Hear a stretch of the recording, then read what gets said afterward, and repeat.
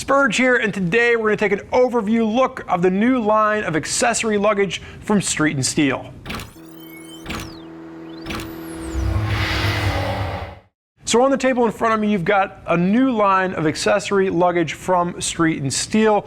We're going to have most of this done in a 3mm buffalo leather. However, if you're looking at the Batwing fairing bag, this is actually done in a synthetic PU leather with Velcro reinforcements on the inside. Now, we're going to break all of this down for you. The one thing you're not going to see on the table is going to be the slant saddlebags. There is a separate overview video for those. So if you are looking for the Street & Steel slant saddlebags, make sure you check out the specific video we did on those particular pieces. But what you're going to see on the table in front of me is a lot of the new line of accessory luggage from Street & Steel. So you're going to have tool roll options. I've got the large tool roll in my hand right here. This comes in around the $50 price point. The small tool roll bag is around the $40 price point. The Batwing fairing, which I mentioned earlier, this is for 2014 and newer Batwings. This is coming in around the $80 price point. The slant bag on my left-hand side here, this is for 2014 or newer Harley-Davidson Sportsters, and this is a single-sided swing arm bag to be used on the left side of the swing arm. And then there is also a mini sissybar bag. This is coming in around the $45 price point. So a couple different options here.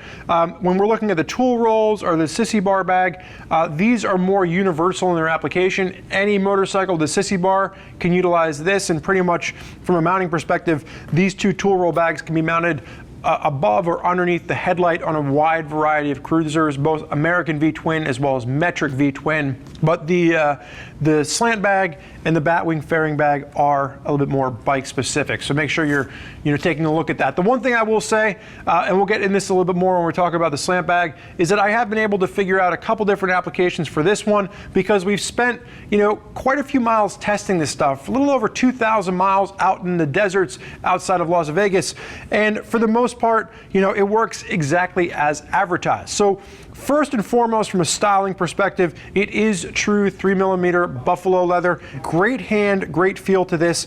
I like the authentic look that you get with some of the buckles. Now on the tool roll buckles, you're going to see there's not quick release snaps like you'll see on some of the pieces from Street & Steel. So depending on which piece you're looking at, the buckles are actually super functional or they're just there as decorative. But on the tool roll bags, this is going to be something that is going to be an actual functional piece for being able to open this up. Now the one note, if you're looking at the larger tool roll bag, this will fit tools between 10 and 11 inches. And then when you're looking at the small one, wrench length is going to be more around the 7-inch length for internal fitment for that. So just keep in mind, depending on the size of the tools that you want to take, and just keep in mind too that you don't have to use tools for this. It could just be an extra little storage compartment for additional items that you want to take with you. What you will see is that with the tool rolls, there are going to be these extra flaps of leather that fold over to make sure that they stay closed and no items just kind of fall out as you open them up. And then again, very basic in its design, you've got the silver metal buckles.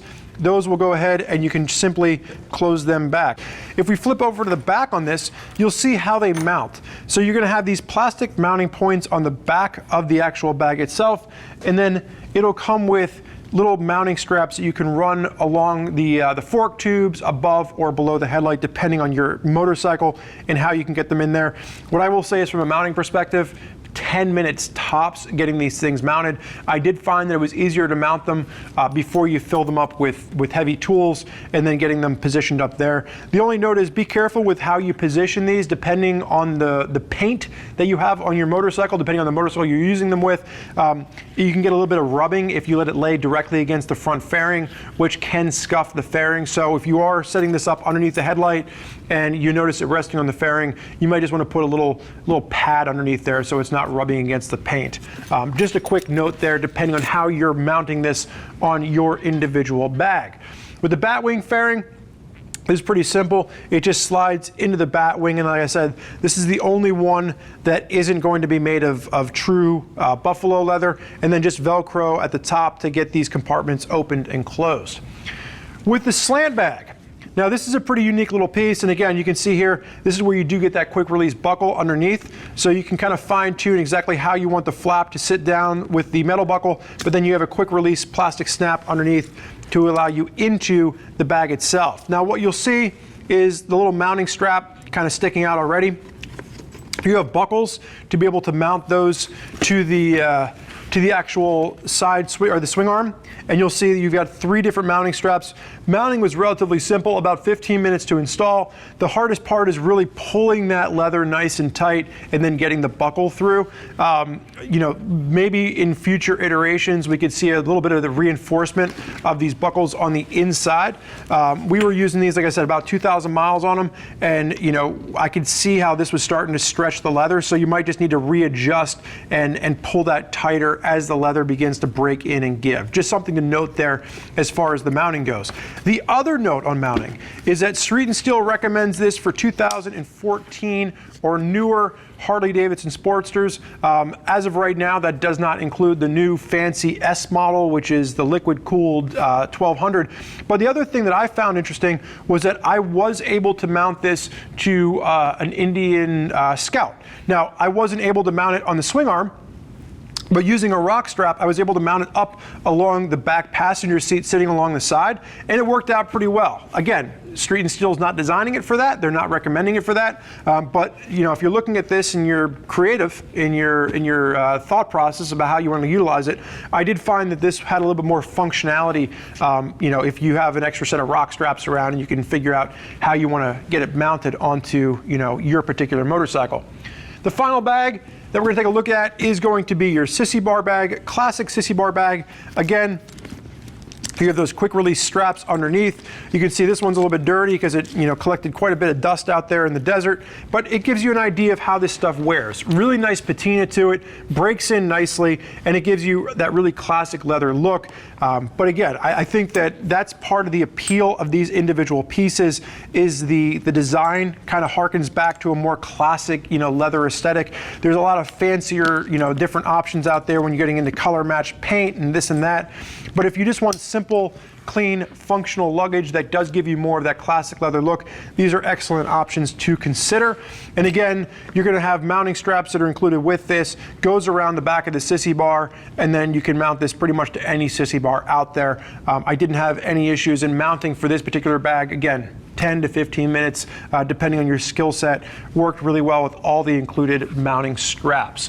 So for those of you out there in the world of V-twins looking for some extra accessory storage options for you, the new line of Street & Steel accessory luggage is an excellent option to consider. Again, prices ranging from around the $40 mark up to around the $100 price point.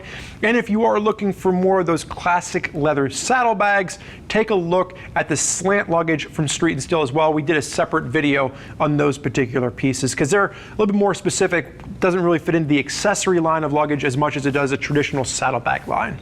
But there's a lot of great options here, and if you want more information, you want to hear what other riders have to say about this luggage as they're putting it through its paces, you can always click on the info button on your desktop or mobile device. You can read other rider reviews from folks that are out there utilizing this on their V-twins, and if you're still not sure which option is right for you, you can always reach out to one of our customer service representatives, and they can walk you through all the different luggage options to match your motorcycle as well as your price point. I want to thank you for joining us today for this look at the Street & Steel accessory line of luggage.